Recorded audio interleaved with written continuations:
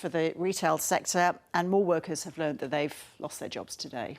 Absolutely. So there have been a lot of high-profile retail casualties lately and massive job losses. And the latest casualty is Kathmandu, the outdoor adventure wear store. So it said that it's going to close down all its Australian and New Zealand stores. That's 170 stores in total, in addition to standing down 2,000 workers without pay. And while announcing that, its senior management will also take a 20% pay cut, which won't be much comfort to these workers, many of which may have to seek some assistance from Centrelink temporarily.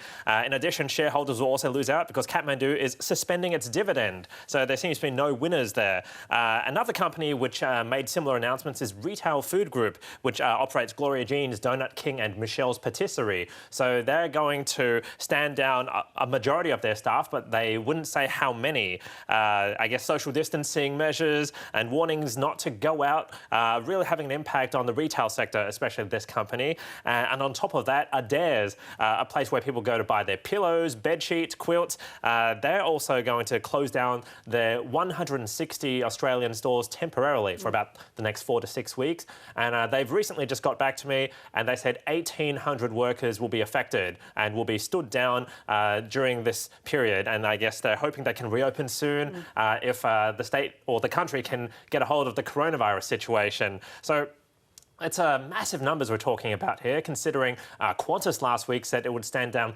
20,000 workers. Michael Hill Jewellers, Peter Alexander, Just Jeans, Smiggle, thousands being laid off temporarily there too. So it's not a good situation at all. And the unemployment rate is expected to spike to 11% or possibly even more in the next few months. Record jobless numbers in the States as well, David. And yet Wall Street did well, and therefore we're doing well. What's going on? Yes, it's very mind-boggling, Ros. So Wall Street has had its best 3 days since the Great Depression. In the last few days, it's surged by 20%. And as you said, that's despite unemployment hitting a record high in the US.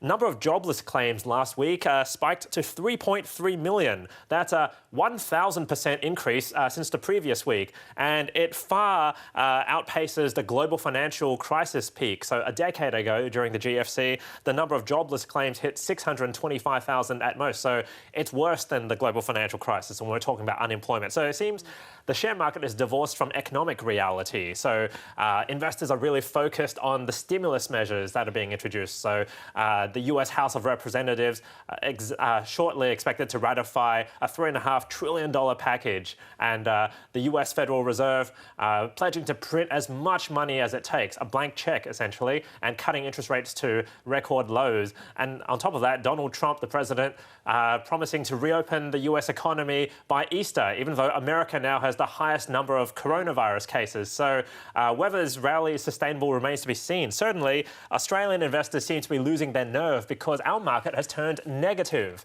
So taking a closer look at the figures, the ASX 200 and the All Ords are down by about 20 points. So that's a loss of about 1/3 of 1%. So it looks like that 4th day in a row of gains might not be happening after all. And some of the best performing stocks today are the ones that have actually fallen the most in the last few weeks.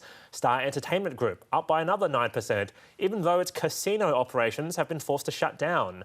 Afterpay and Myer have also jumped this morning.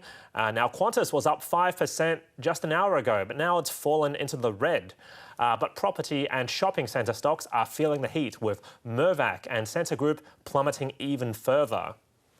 Now, checking in on the Asia Pacific, New Zealand and Japan are up by a very healthy 2.5%, but they've also lost a bit of steam as well. And Shanghai and Hong Kong will start trading shortly. Could be a shaky day for them as well. Now, looking back at the US market, the Dow Jones surged by more than 6%, its biggest 3-day surge since 1933, when the Great Depression was happening. That's despite record high unemployment. Now, taking a look at commodities, they're all in the red now. So gold has fallen even further to $1,620 US an ounce.